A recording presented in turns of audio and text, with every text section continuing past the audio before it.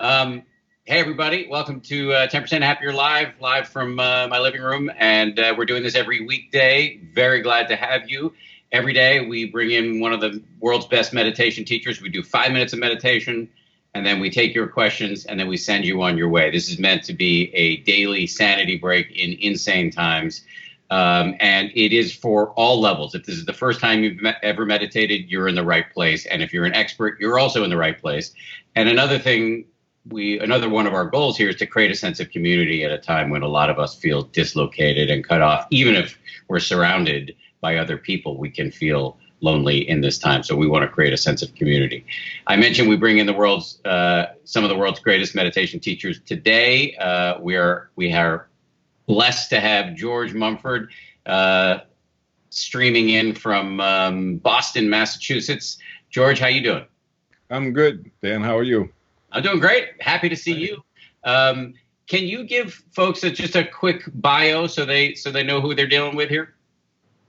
Yes. So my name is George Mumford, and I've been working in the field of performance, bringing mindfulness and performance together for over 3 decades. I've worked with elite performers, especially in sports like Michael Jordan, Kobe, the late and great Kobe Bryant, and Shaquille O'Neal. I've been engaged with leaders. So I would say I work with people from Yale to jail, from locker rooms to boardrooms, and the main focus is on performance. And so sometimes I use the handle of performance whisperer, because usually people come to me when they want to get the elite performance, but also if they want to, get out of a rut or whatever. And you've helped millions of people in those 3 decades. So thank you for that. And thanks for being here. One of the things you said you wanted to talk about today was resilience. What are your thoughts on resilience at this moment in human history? Yes. So resilience has to do with this idea of things. Obviously, you get knocked down. Things are not as good, or they're terrible. So it's a crisis. And the word crisis has 2 meanings. One is danger, which we get. The other one is opportunity. So this is an opportunity for us to really think about how to use this time to grow and evolve. And we know this about the mind-body processes. When there's a lot of stress, that's also a time for our latent abilities to be expressed. And so this idea of resilience has to do with being able to say yes to life, say yes, and so that we're able to hold both the unpleasant with the opportunity to hope. So we have the hurt and the hope, if you will, being able to hold them simultaneously, and then continue to build on the hope and optimism and seeing things as the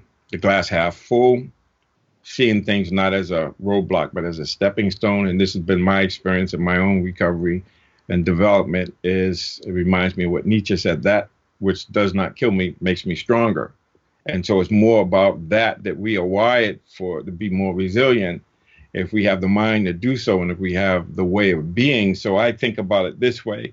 Think about the eye of a hurricane. No matter how intense the storm or what's swept up in the gale, force winds, that calm blue center is always there. We all have this quiet center within us. And I talk about the masterpiece within, or the divine spark. So it's interesting because I have a young man that I have been communicating with. He lives in Italy, and so they're struggling. And so he sent this quote. It's from my book to me this morning. And so it's a reminder that, this is the time where we can connect with our inner greatness, or our inner stillness, so that we're able to be in the eye of the hurricane, and we can just be able to see what's going on and then be able to respond to it. So when we get knocked down, not if, we can actually get up with more enthusiasm and have hope that we will keep making adjustments and changes so that we're able to stay on that bronco or ride that wave, however you want to describe it. So we have this ability to do that. So when I talk about resilience, I'm talking about the idea that we're committed to growth and development for ourselves and others, that what we call the 3 C's. I can't control everything, but I can always control my response to it. And so I have even having a little bit of control of noticing what's my attitude in suffering. So going back to what Viktor Frankl said, and I believe it is my experience, when we find meaning in suffering, suffering ceases to be suffering. In terms of finding meaning and inhabiting the eye of the hurricane, to state something overwhelmingly obvious, one useful tool is meditation. So let's do some of that. You want to guide us for 5 minutes, and then we'll take. Yes. So let's guide the 5 minutes so we can actually have access to this. Okay. You have access to this inner calm stillness. And the interesting thing is, and we'll begin just by, and I want to keep this as normal as possible, or as I want us to understand that it's not about trying to be calm or anything. It's just, and it's not about doing anything extraordinary. It's about doing what we always do. So right now we're just sitting and we're breathing. So bringing our awareness or our consciousness to the fact that we're sitting and breathing. And if we feel comfortable with it, just lightly closing our eyes and just tuning into the fact that we're breathing and sitting. And so the breathing that we're interested in, not that all breathing is fine, but there's a certain kind of breathing, what we call the belly breathing, so that the belly is expanding as we breathe in, so that we're using the full capacity of our lungs. So we're breathing in, feeling the entirety of the body, and it's helpful to feel the touch points, the places where the feet and the sit bones, or where we're sitting, whether it's a chair or cushion. And hopefully if we're driving, then please don't do this. You can just listen. But the idea is, even if you're driving, just to be driving and just to be in your body, you can feel your body, you can feel the breath sensations as you breathe in and breathe out. And so just by forming one intention, the intention of the body, being in the body and the breath, or resting in the body and the breath, so that we just have to think about the body and the breath, and then that's where our attention goes. And then when we get there, just to feel what it feels like as we breathe in and the lungs expand, the belly expands as we breathe out. And we're just feeling the entirety of the body, just sitting and breathing and knowing it. And we're actually allowing, we're right-handed, the left brain to not be so dominant, and to keep that still so that the right brain, or the other part of the brain, can get a word in edgewise, or we can have our intuitive side, or our side that just gives us access to the rest and digest, if we talk about the nervous system. So it's just sitting and breathing and knowing it. It's something simple that we do all the time, but bringing a quality of mind that has more to do with waiting and watching, with a relaxed alertness, so that we're not moving towards anything or moving away. We're not interpreting or interrupting. We're just allowing the breath to come and go. We're allowing the body to be just as it is. And by being aware of the body and the breath, giving the mind one thing to focus on, and when we lose focus, or when we get distracted, just by thinking about the body or the breath, we're there. And then when you get there, it's just feeling the body as we breathe in, feeling the body as we breathe out. So we may have directed thought that gets us there, or applied thought. But then once we get there, there's no thinking. It's just feeling, just being, just allowing. And no matter what sounds or images or thoughts that arise, we can just be in the body, just settle back with this alert, relaxed way of being, where we're just letting things come and go. Just letting things speak to us in its own language, whether it's the body or the breath.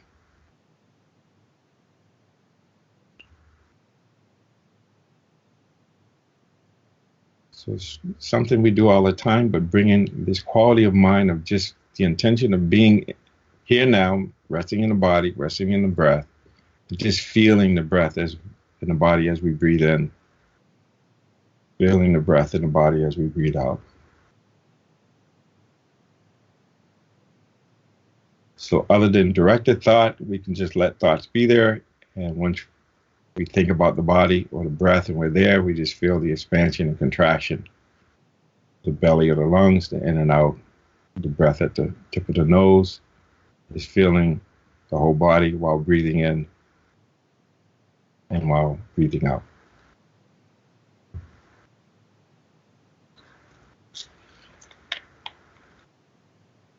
letting any sounds, images, thoughts come and go. No need to interfere or to interpret or interrupt. Just letting it be.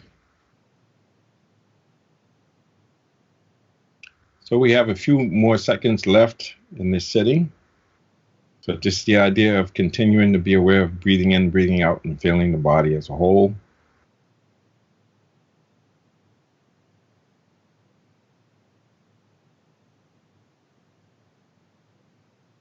And when you're ready, just breathing in, experiencing the whole body, or breathing in, and as you breathe out, belly deflates, just letting go of the body, letting go of the breath, just opening your eyes as we come to the conclusion of this exercise.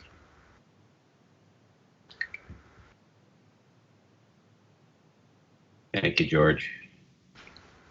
Want to say great job to Ann Porter, one of our regulars. She has not missed a single day. Ann, Ooh. We salute you.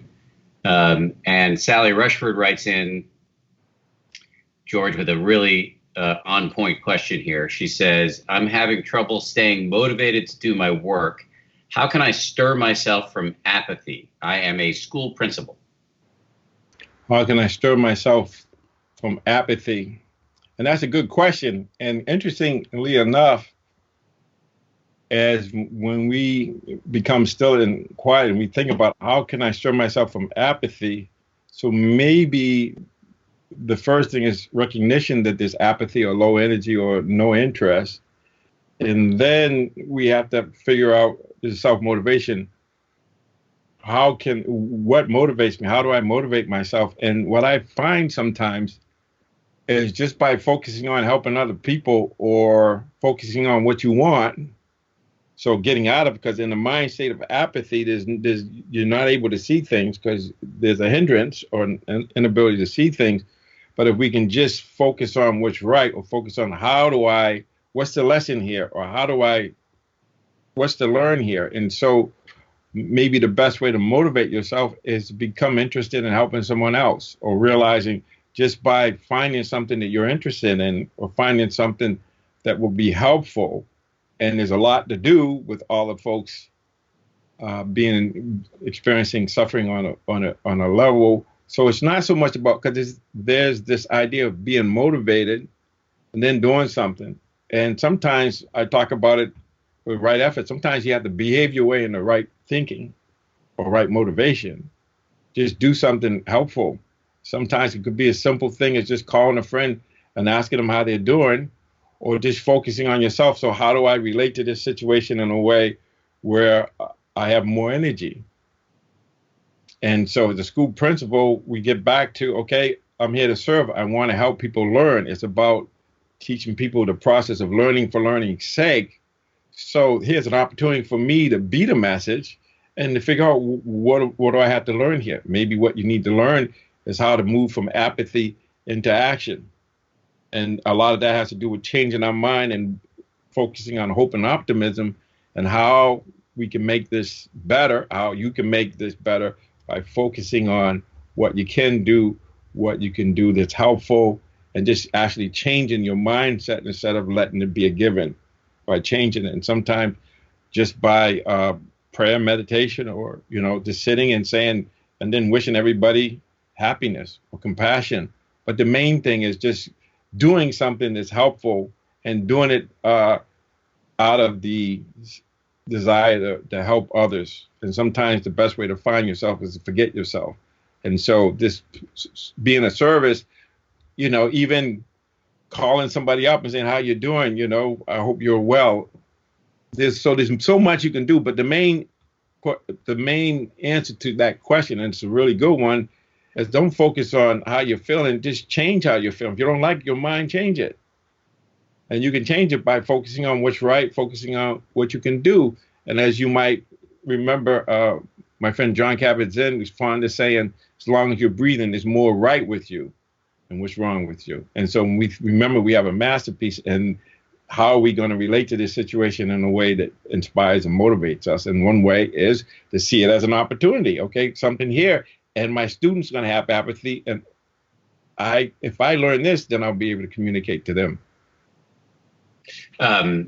George, I want to tell you that among the folks commenting, you're getting a lot of love today. So just know that. And that hopefully that will be good armor for you, because this next question is a heavy one. It's from Ellen. She says, "Hi, George. I'm a physician, and when I close my eyes, I see the patients dying. I try to focus on my breath, but the image remains." Mm-hmm.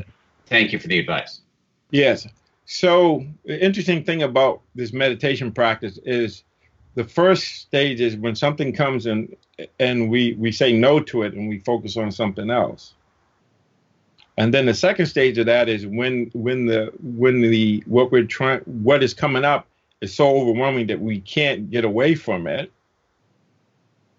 Then we turn towards that and look at it and what's here. And so it may be just those images are there. What are the images saying to you? Can you relate to the images in a way where you see, yeah, people are dying and they're suffering, and that, as I said before, saying, yes, this is what's happening, and how can I relate to it in a way where I feel like there's something I could do, or maybe it's just to feel the grief, to feel the pain of that happening, and at the same time being able to have hope. So for some of us, we can get attached to it because it's not that we're seeing patients dying, we're also identifying with something we didn't do or feeling powerless. And so sometimes just feeling with that and being able to see what's really underneath that, or what is this, what's really going on here, and trying to distinguish between not being able to let it go, which means that we might not be doing meditation right, rather than saying, okay, it's here. How do I relate to it in a way where I can create more space and learn from it because it's something that's teaching me?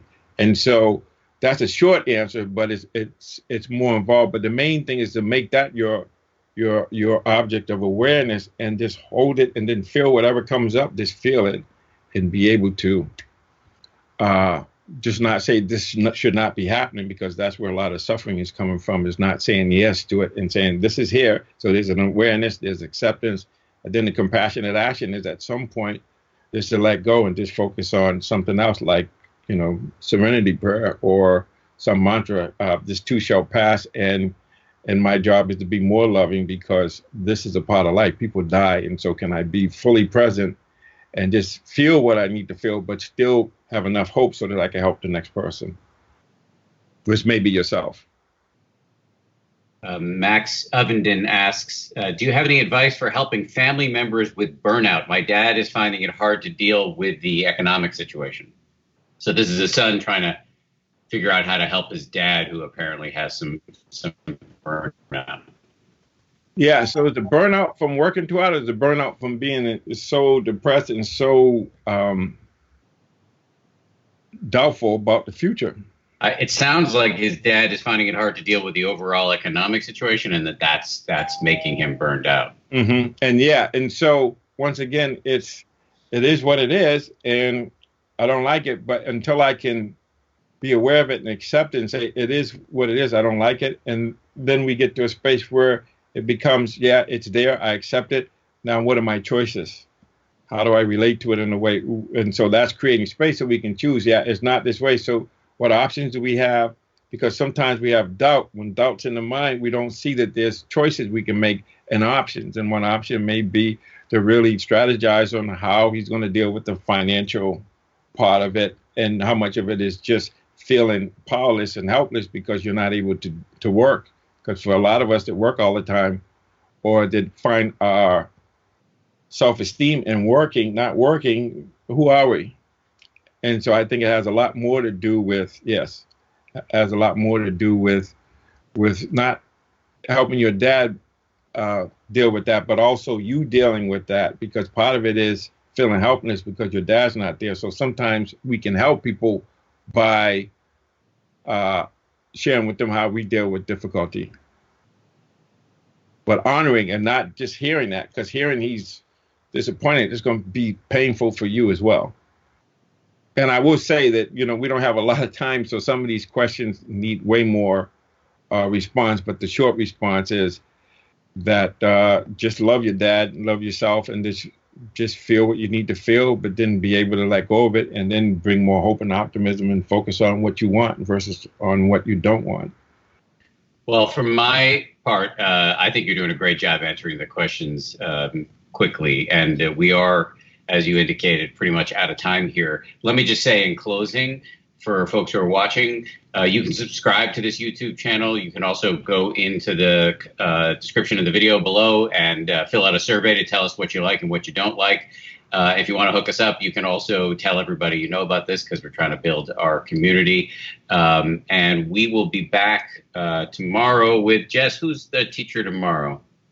Tomorrow is Moby. Moby, yes, the big musician Moby, who also is, as he has described to me before, a secret meditation teacher. He's got quite a bit of meditation training under his belt. Doesn't usually advertise that, but he actually is quite experienced here, and he's somebody I've known for quite a bit from my my old days out on the town here in New York City. So I'm excited to see Moby again tomorrow.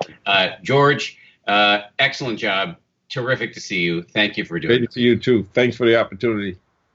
And for everybody at home, stay healthy, and we'll see you back here tomorrow.